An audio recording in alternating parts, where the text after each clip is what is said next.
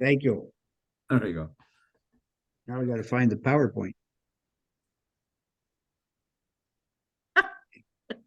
Really, everything is cheap. It's just Hey, I like that, Cheryl. okay. Dave. Bear with me. Bear with me. Share that. Now, where's the PowerPoint going? Best PowerPoint. Yeah. There we are. And slideshow.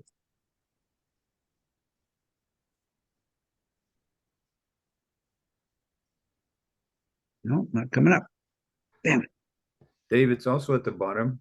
It's there. You know where you have Just with the take your percentages. time. It's in the left there too. I'm trying to get the PowerPoint back up. Oh, you got It's it up. there. You have Dave, it here. Dave, up. it's up on the screen. It's up on the screen. It is. Just Okay, go to the right page. You're That's what right. I'm You're trying- just where you need to be, Dave. I know where I'm there. I just can't get the slideshow to come up Yeah, again. I All I think can he's get trying to make it a slideshow. So There. that it's there. there. Takes a Now minute. you're back at the front. Oh shit. Dave, Bear watch with your me. mouth. This is being recorded. Stop. You're Bad like, boy. Bob, can you stop the recording for a second, please? Too late No, I now. think we got that Too recorded. late. Don't worry. Yeah. You're gonna that's- find out how to edit. It's, I'm gonna learn it's how to too edit that late. recording real quick. This is Too always late. so much fun. Yes. I'm gonna learn how to edit real fast. That's Oh, boy. being a Not good fair. president. Okay, do we have it? Quite a number of the traits were being shared, so there were examples that brought up very similar that a good leader would have no personal agendas, very transparent, very well prepared to run the meetings, listen to the committees, and help guide the conversations and help, provide direction for the club. So very democratic. And also another example that's brought up is because of the situation that we faced in the last few years during COVID, there are good leaders who were able to still keep the club engaged during pandemic, and then they would be able to adapt to changes in, for example, having meetings in the backyards, so we can still keep distance, still find different projects to keep people engaged, still motivate the members to continue to be active. So like more situational. So in terms of whether it's best versus, I guess, strong versus weak, I think it's also been covered. Discussion about more effective communicator as a good leader, well, preparation is a good leader versus someone who is not, and obviously more knowledgeable, but still be able to be flexible to listen to the committees and the members' needs and wants. So. Great. Thank you for that, Michael. And finally, group 5. Let's hear from you. Okay, that was me again, Gordon. A lot of this has already been said in one way or another, but the presidents that did the good things, let's say, were led by example. They were very motivating, got people to participate in things, and they made people feel really good and comfortable and wanting to go to meetings. Mhm. Okay. Is there anybody, anyone who would like to offer an additional comment before we move on?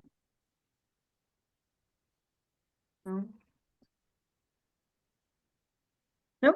Okay. Dave, would you put up the next slide, please? Okay. So as club president, there are a variety of meetings that you will be participating in, or you may be running.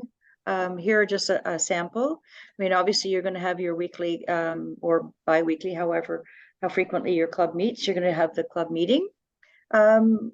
Equally as important is that you are the president and you will be presiding over probably monthly board of directors meetings. And clubs have a myriad of committees.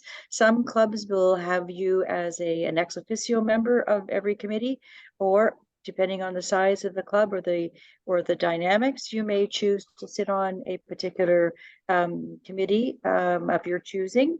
And then you will also have responsibility to attend and participate in district and regional presidents meetings. So, you know, these are just a sample of some of the meetings that you'll have responsibility for in your presidential year. So it'll be a question of being able to balance all of those responsibilities that you have. The next slide talks about what are the components of a successful meeting, and these are just my own thoughts in my volunteer world. I think first and foremost, figure out, do you even need a meeting? I mean, drives me crazy when people meet for the sake of having a meeting. If you don't need to meet, don't meet. But if you do need to meet. I think it's really important that as the chair, the president, the presiding person of the meeting, that you need to develop and share the agenda in advance of the meeting. People need to come prepared, right? We're all busy volunteers. We haven't got, you know, hours and hours to sit and talk about issues. I know when I was the year in which I was club president, I asked all of the members of the board to ensure that the Sunday noon before our meeting on Tuesday night, that they had prepared the report, given it to the secretary who distributed it, so that everybody had a chance to read the reports. I'm not a fan of having people come to a meeting and read the report. I think there's a responsibility for us to maximize people's time and to maximize it for conversation and dialogue and decision making. To spend, you know, an hour of a meeting having everybody read the report seems like, to me, to be like a waste of time. So my preference is to, you know, use a consent agenda. And part of the consent agenda is that you come prepared to the meeting. You've read the report. You have made a notation on the report of what questions you might have, and that then you come with the expectation that you're going to participate in the meeting, that you're going to actually be involved in the conversation. I'm a real stickler too for people who come to a meeting and zone out. I mean, don't come and, you know, do your email or write a report or do something else on your phone or your tablet. I chaired a meeting this past winter, and I had somebody who remained nameless who got up sitting beside me, got up and walked around the room to talk to somebody else while I was speaking. And I just said, excuse me, offline or outside? Like, we're not doing that. That's not how I run a meeting. Those of you who have been in meetings that I run, you know, that's just not how I work. But it's really important that people come and that they are committed to participate and have the conversation. And I again, you heard Liz earlier tonight. I value people's time. I'm a volunteer like all of you. This is not all that I do, right? I do lots of other volunteer work in my community. So I like to start on time and I like to end on time. But you also have to have fun, right? It can't be all business. It has to be business, but there has to be some fun involved in. Just drop my ring. In having fun. All right, next slide. I'm just going to give you a sample agenda that I use. Take away, modify it to suit your purposes. I start by calling my meetings to order, and then I ask, is there a declaration of a conflict of interest? Knowing what's on the agenda, do you personally have a conflict of interest that you need to declare at the onset of this meeting, right? Don't tell me later on, tell me at the outset, right? So then you move to the approval of the agenda. So you need a mover and a seconder, and you need a vote to say it's carried. Similarly, with the meeting minutes from the previous meeting, you need to have a mover and a seconder. and a vote to approve the minutes from the previous minutes. And then items arising from reports. I mean, what items have come forward now that we need to talk about as a board of directors to move the agenda forward? And then out of that, is there any new business? And then you need someone to adjourn the meeting, and you need to determine when your next meeting is. Everybody needs to know when they leave the meeting when the next meeting is. People are busy, and if you don't tell them then, you'll end up chasing your tail, trying to find a meeting date where everybody else is available because you forgot to do that important piece at the end of the meeting. I like to have a I'll call it a schedule, but it's a rhythm, I guess, is more important. You know, we're going to meet monthly, and we're going to meet the second Friday of the month, or leading up to a fundraising event, we'll do once a month, and then closer to the time, we'll do once a week. But just let people know how frequently you're going to meet, where you're going to meet, how long you're going to meet. I think it's just really important that people know those really basic understandings of what you're asking of them in terms of their commitment. Okay, next slide, please, Dave. So the next two slides are really, before I talk about my reflections, they're things that I did to ready myself to be president of the Rotary Club of Cobourg. I'm just going to grab a glass of water. Hang on.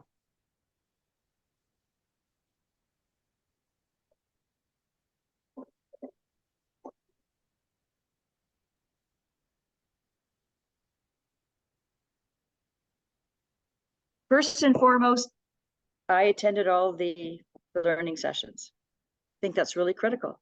And you have been involved in those leading up into tonight. The trip to Evanston is great. If you have a chance to go, it's, people always say we're going to Chicago. Well, you don't really go to Chicago. You fly into Chicago, but you're going to Evanston. You're going to the Rotary International headquarters. It's mind-blowing when you're there, when you see how your club is connected to the broader Rotary, or the international aspect of Rotary. It's really important. And to attend the grant management seminar. From a club perspective, you know, this is, and you're less than 4 months now, right? And that switch goes on July 1st, right? So all of a sudden you're on July 1st. Who have you been talking to and readying to take on the chair of all the committees of your club next year, right? So this time, like in this year, you need to confirm who the vice chairs are, because often the vice chairs moved into the chair. But I think at this point in time, you're down to less than 4 months. So, you know, if I say to Joseph, you know, you said you were going to take on the Beaujolais night. Are you still committed to do that? Absolutely. Great. Thanks very much. Okay. But yet you need to make those commitments. You have to have those commitments from people. It's really important, in my opinion, that you work with the current board and the incoming board of directors to develop goals for the upcoming year. That can be done anytime now, right? Depending on, you know, the rhythm of your own club. I did it in, I think, May. Talked about what is it that we want to, as the board of directors for the coming year. What do we want to achieve? What goals do we have? And then, you know, after you've decided what those goals are, you have to communicate the goals. Everybody needs to know what the goals are of the board of directors. Important too for you to work with your club treasurer and set up budgets for next year. But you know, what's the budget for the club account? What's the budget for the community account? That takes time, because you and the treasurer will need to get input from committee chairs and committee treasurers before you can develop the broader club budget. Some clubs, and this would be maybe but certainly not unique to us, but my club, but certainly something that I did, is our club likes the president on the first day just to do like a little mini classification talk. Because I will have done my classification talk a long time ago, but then there are people who are new, who maybe don't know what I did in my professional career, maybe don't know that I started my volunteer career when I was 14, when I was a candy striper at the Oshawa General Hospital, which is now Lake Ridge, right? So prepare a presentation so that you can talk to your club about who you are. And that I'll tell you, it takes longer than you think to prepare that that kind of a presentation. And then work with the current president to make sure that members of the board for next year come to the April and May board of directors meetings, so that they get a sense of, what the conversation is, what the decisions that are coming up, and just become more comfortable with their role. Next slide, please, Dave. And then we all will be attending the district assembly this spring. And so it's important that you encourage your members of the board and your committee chairs and your club members to attend the district assembly. It shouldn't just be a sole activity for you as the president, the president-elect. You need to bring people who you're going to be working with at a committee level and at the board level, and even club members. I mean, if they've never attended a district assembly, it's a really valuable session. It's very informative, and it broadens their perspective of Rotary at the district level. You might want to continue or conduct a strategic planning goal setting session with the board of directors, depending on the club secretary and depending on the incoming governor. I know I had the club secretary order theme pins and a banner, and I met with the incoming committee chairs. I sat down with them with the incoming, so the past president, the president-elect, sat down with all the committee chairs and talked about what is it that you want to achieve this year, right? Thanks, Rachel, and you get to meet more Rotary friends at the district assembly. What is it that you want your committee to achieve this year, right? From a membership perspective, or a fundraising perspective, or world community service, or special needs? What is it that you would like to have the committee achieve in the coming year? And then it's important to encourage your club members to sign up for those committees. We have a session in a couple of sessions in early May where we put sheets out and we have people sign up. And it's important to get people to sign up for, I always say, at least two. When I chaired the new members committees the last couple of years, I said to the new members, you know what, it's important that you sign up for a fundraising and a fund spending committee. So you see the connection between the money that we raised and how we spend it. Right? Sometimes for new members, it's also good for them to, be on guest reception or attendance so that they get to know people and people get to know them.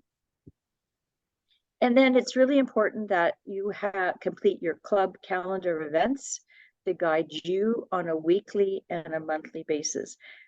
Leading up to the year, I was club president. I just did it by month. Week 1, week 2, week 3, week 4. What are some special notes that I need to know? Remember, get everybody to dress in green leading up to St. Patrick's Day, or when you're doing the prepping for the Waterfront Festival, go down and have a beer with the team that's working hard at that. Just things like that really helped me, guided me on a weekly and a monthly basis.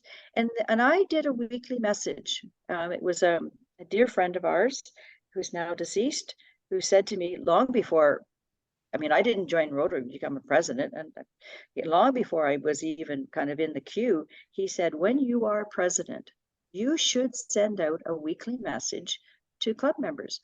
Let them know, well, first of all, thank them for something that's happened. Let them know who the speaker is this week, because they might want to bring somebody to that meeting who has an interest with the speaker or the topic of the speaker, and it might generate a new member from that. So on a weekly basis, and it's a touch point, right? it doesn't have to be long, doesn't have to be wordy, doesn't have to be cumbersome. It's just a little communication with your club members that said, hey, I'm out here. Don't forget about me. I'm not forgetting about you. Make sure you come to the meeting, you know, blah, blah, blah. We have a 50-50 draw. The pot's at, you know, $1,500. You know, here's the topic this week. Make sure if you got somebody you want to invite, bring them along as a guest of the club. So those are just some of the things I did. And then we're going to move on, Dave. I'm going to give people some time for questions too, I guess. Here are just my reflections. You have the honor of being president of your club, and you will make a difference. You need to decide now what you want your legacy to be. When people think about your presidency, what will they remember? How will they describe the year in which you were president? You know, you have to have that forethought moving into the year of the presidency. It's, you know, if you don't, you're just going to fly by the seat of your pants, and then the legacy is going to be whatever happens. But plan what you wanted to do. Plan now. Begin, if you haven't already started planning, plan today. Start planning today to have a successful year. Find out from your club members, what do they want their Rotary experience to be, right? That's why it's really important to have those conversations at the board level about goal setting and, you know, talking to people and just saying, what do you want? What do we want our experience to be this year? We heard here earlier when we talked about leadership and qualities of leaders, you have to have goals, but you have to be flexible too, right? And then I always maintain, monitor to achieve goals. You have to monitor what you hope to achieve. I think you skipped a slide there, Dave. Thank you. If you want it to happen, you have to monitor and make it happen, right? You just can't have a goal and then go a year may and go, oh, that didn't happen. Well, why didn't it happen? Because you didn't monitor. So things that happen are things that you monitor. Lead your team with energy and passion, and that will pay dividends for you, right? You're not good at everything. Sorry to burst your bubble, right? So empower others, delegate them to do stuff, capitalize on what you're good at, and then what you're not good at, find others who can round you out. I've always said I want to be on a committee with people who are not like-minded. If we all think the same way, we're missing out, right?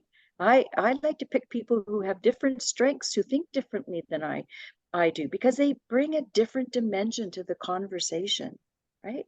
So capitalize on what you're good at, find others who round out what you need, empower them, delegate, but thank them. You cannot thank volunteers enough, in my opinion. Even just a little thank you, you know, like, Joseph, you know, thanks for doing that. That was great. Thank you. Really helped us out. You know, it goes a long way. Doesn't have to be wordy, doesn't have to be a thank you note. Sometimes thank you note goes a long way too. But just say thank you, right? Okay, you can go next slide, Dave. So here's some other things that I think are really, really, really important. We need to, as Rotarians, but really important as the president of your club, we need to show our community that Rotary is a relevant service club. We need to be out there. We need to be out there. We need to be doing stuff. We need to plan meetings that are informative and fun. We need to have a club where people put their hand up and say, I want to join that group, right? And I think it's really, really important. And I know Virginia and Joan and others will love me to say this, but you really do need to focus on attraction, engagement, and retention. And that is not the sole responsibility of the president. Periodically, I would say to the club in my weekly remarks, keep in mind, it's all of our responsibility to attract new members, to engage new members, and to retain. Because if you engage them, you will retain them. I really, really believe that. And that takes work. And I think it's taking more work post-pandemic. And I think one of the earlier comments from, I can't remember what group it was now, but and maybe it was John Barrett who said, you know, find out from people, why aren't they coming? If you have 100 people in your club and you're only getting, you know, 62 to a meeting, then, you know, get on the phone, you know, meet with people, have coffee, find out, just say, you know, Grant, we haven't seen you in a couple of weeks. Everything okay? And you might say, well, you know, I've been a little under the weather, so, but I'm coming back next week. Good. And then look for Grant. And when Grant doesn't show up, call back Grant again, right? But it's all about engaging people, right? Once you get them in the front door, if you have to have engagement to keep them, right? They need to feel that this is value added for them. You know, they're taking time out of their day, maybe time out of their work day, certainly taking time out of their personal time, their volunteer time. They need to be engaged. And if they are engaged, I believe that we will retain them as members.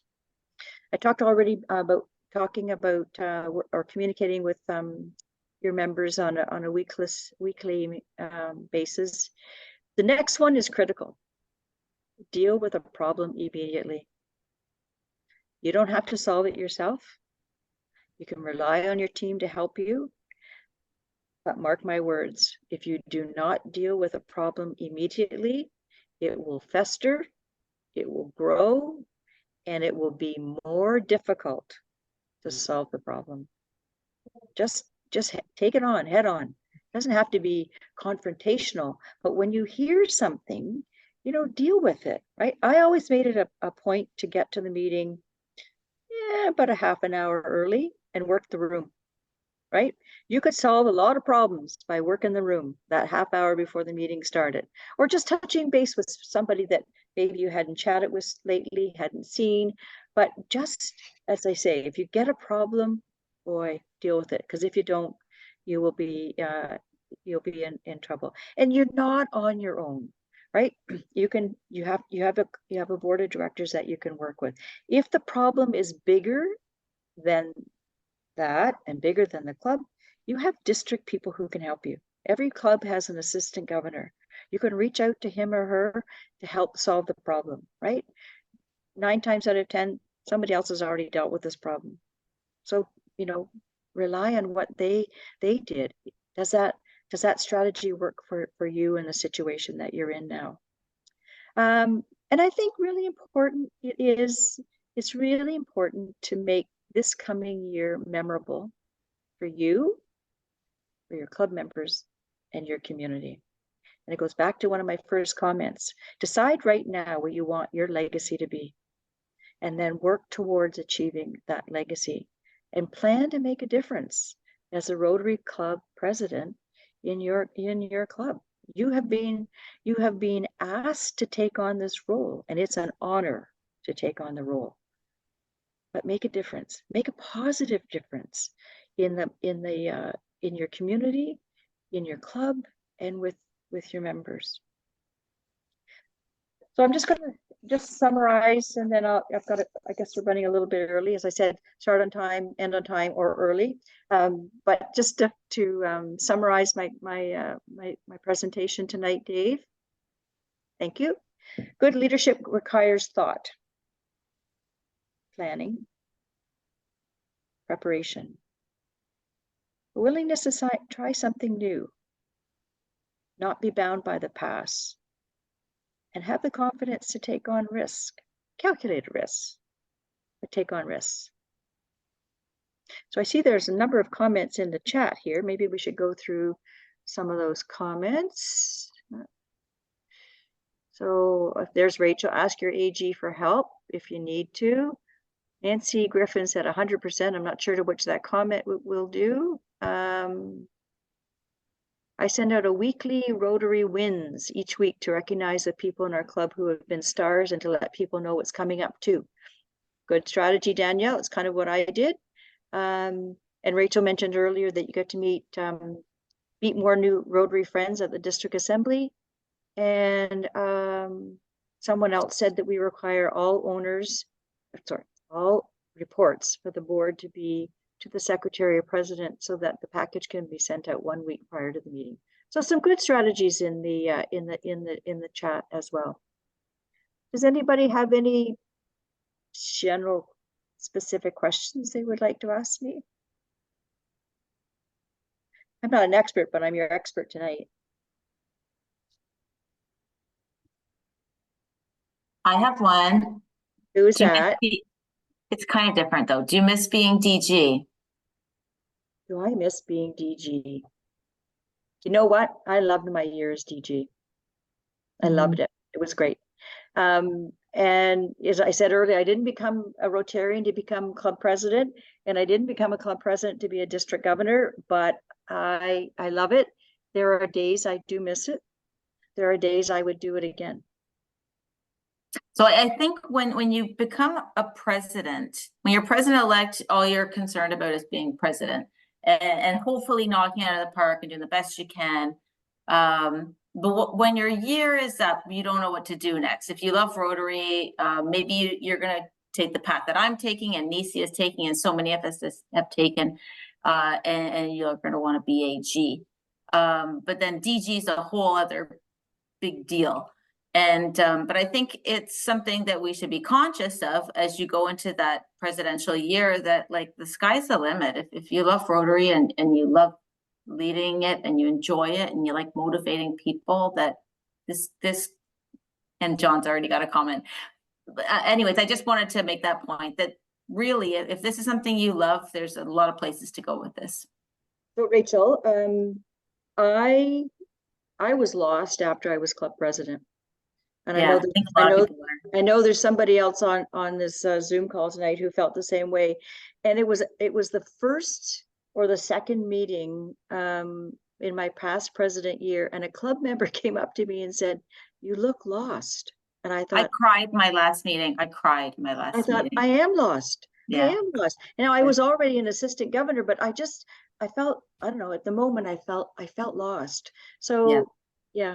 And you have to find your place as past president. You've got to find your place, and it's a delicate dance, because you are the past president. You have to let the current president do their thing. And celebrate them. Keep your eyes open and your mouth shut, right? And your ears open. You have 2 eyes and 2 ears and 1 mouth for a reason, right? Offer them help when they ask, but don't be too quick to help, because they may not want your help. Yeah. Right?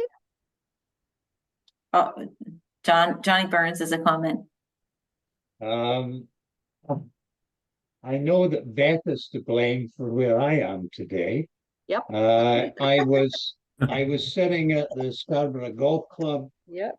I think it was an award ceremony or something. I had just finished my presidency, and I must have looked very forlorn. You did. Beth came to me and said, "What's up?" So I just said, I feel an emptiness. And she sat and talked to me for a while, and guess what? The following day, I got a call from Beth. "I would like you to become an assistant governor." So that was why I'm where I am today. It's all Beth's fault. But you know, John, I recognized in you what I had recognized in me. Well, I'm glad you did, Beth. Well, there you go. Yeah. But one thing I would say to you all, keep in mind, you were selected as presidents by your club. They've had time in most cases to observe you and to know what your persona is like. I mentioned at one of the breakout sessions that the worst thing that could happen is if you go changing. By that, I mean your personality. If you go changing your personality, you're not what they expected. And I guarantee you, it would lead to trouble. We've seen examples of it. I won't go into any details. But yes, You were selected because they liked you, because of what you are. You need to do all the things that Beth has said you need to do, but do it in your way. Be you, be yourself. Absolutely, you do need to be you. You need to be authentic. That's what people like. That's what people appreciate. Mhm. Yeah. And I think you're all great anyway. Yeah. Everybody is quiet. What's going on, guys? Yeah. Well, I want to I- thank everyone for being here tonight, and I'm going to ask Liz in a moment to thank Beth for the great presentation tonight. But quickly reminder, our last or next PELS learning will be the 20th of March. And the subject is going to be diversity, equity, inclusion. And it's Shauna Moore is going to present that evening. Please come out. It's going to be another very important session as we are dealing with DEI, or every club, I think, deals with DEI one way or another now. And it's important for us. Over to you, Liz. Actually, before Liz gives a thank you, may I say Sure. one thing? Sure. So first of all, a little thank you. Thank you, Beth. Those were a lot of wise words. We appreciate them. And I'd like to add one thing to the list, and that is for President-elects, check your ego. Okay? I mean, we're together as clubs. You don't run the whole show. You should be there to support your club and your members. And never think that you're on your own. Yep. There are Thank lots you. of lots of people you can reach out to for support and help. Okay. Over to Liz, you, Liz. take it away. Okay. Hey. Well, I have the honor of thanking Beth, or should I say Dr. Selby. Oh, that sounds really nice, doesn't it?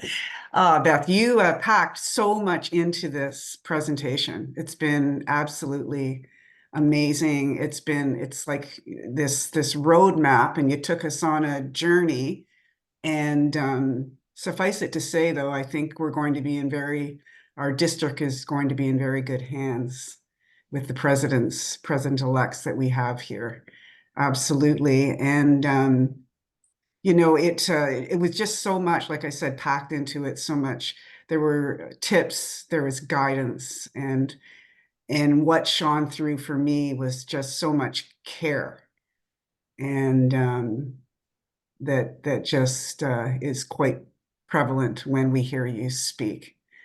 Thanks. Yes, so I want to thank you, and on your behalf, a $200 contribution will be made to Rotary, to our Rotary Foundation. Oh, thank you. Yeah, and thank you so much. And thank you for your kind words, Liz. It's a pleasure. All the best. Thank you. Have a great next almost 4 months getting ready, and then have a wonderful year as club president. Remember, it's an honor, and you've been chosen. Truly true. A quick thank you to Dave and to Bob Wallace for working the Zoom tonight. Thank you, guys. We couldn't have done this without you. And good night to everyone. See you, or have a great week off next week. It's March break, so enjoy the week off, and then we'll see you on the 20th. Have a good night. Thank you. Thanks, everybody.